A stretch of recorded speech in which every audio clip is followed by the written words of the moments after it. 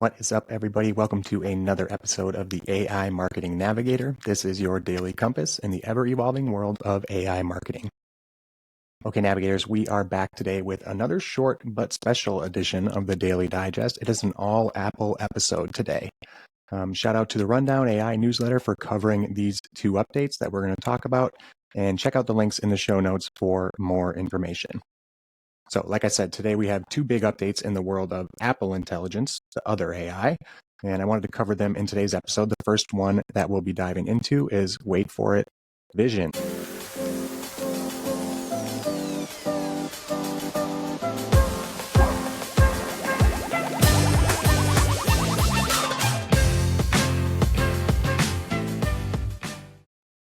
Siri is now going to be able to take actions throughout your apps on your device, meaning that Apple Intelligence can now see what's on your screen too, joining all of the other leaders in AI now in making their models agentic, and at least in the ability to take over your screen or to perform actions on your screen.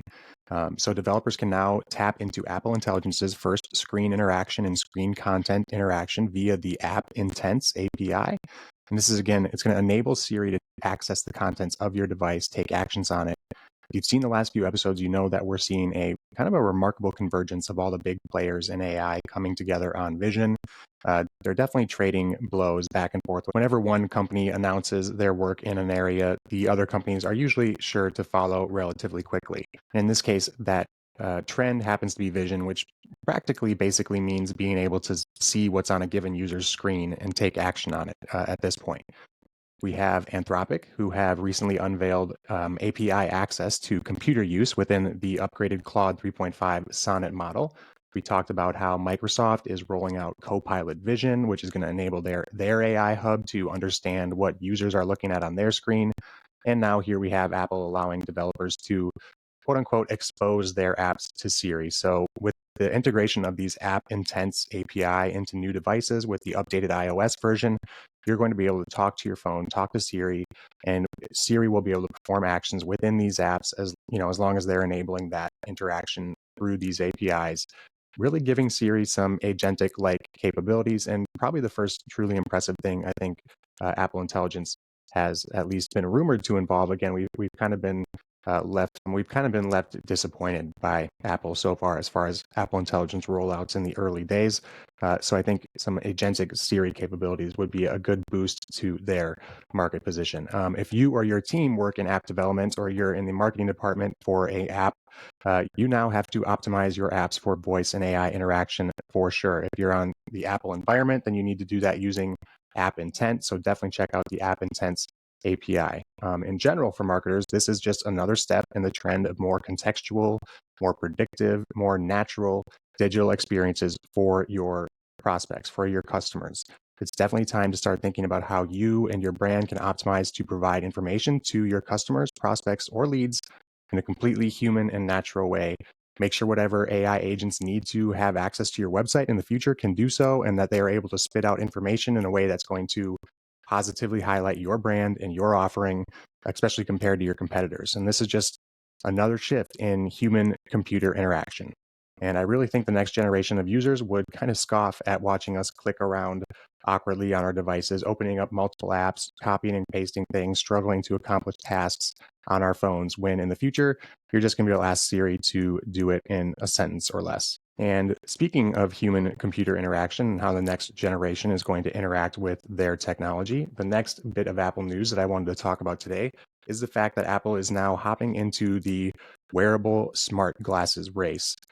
This is a project that's being called Project Atlas, and Apple has performed an internal study among their existing employees trying to gather feedback about smart glasses that are currently on the market.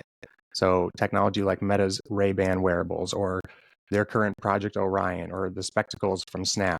And given the success, particularly of Meta's Ray-Ban device compared to the pretty flat launch of the bulky, in comparison to the Ray-Bans anyway, Apple Vision Pro, and almost, which is also certainly more expensive than the Ray-Bans at $3,500, I believe. This internal study, it seems that Apple is trying to target a much more accessible market from a price point. Of course, the device is going to have all of the cutting edge technology specs that we've come to expect from these leading companies, like advanced LED displays and multiple advanced cameras, But more importantly, in this case, it would be another device that's getting integrated into the Apple ecosystem, which is incredibly guarded and incredibly user-friendly at the same time. Also, adding more visual intelligence and visual input into the Apple Intelligence environment makes it a very compelling product and a fitting product for our visual and vision themed bent that we're having on the AI Marketing Navigator here.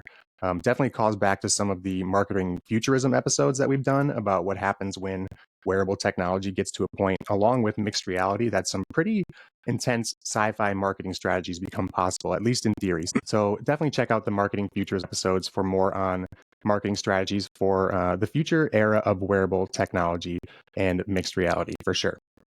Okay, that does it for today's episode. If you enjoyed the show or found it useful in any way, please do me a favor and follow on Spotify or subscribe on your podcast platform of choice. A review on top of that would be even more appreciated and is so super helpful to the show. Make sure to hit that subscribe button so you can get notified when we drop our episode every day. So until next time, and as always, thanks for joining me, and remember to stay curious, stay consistent, and keep navigating forward. Bye.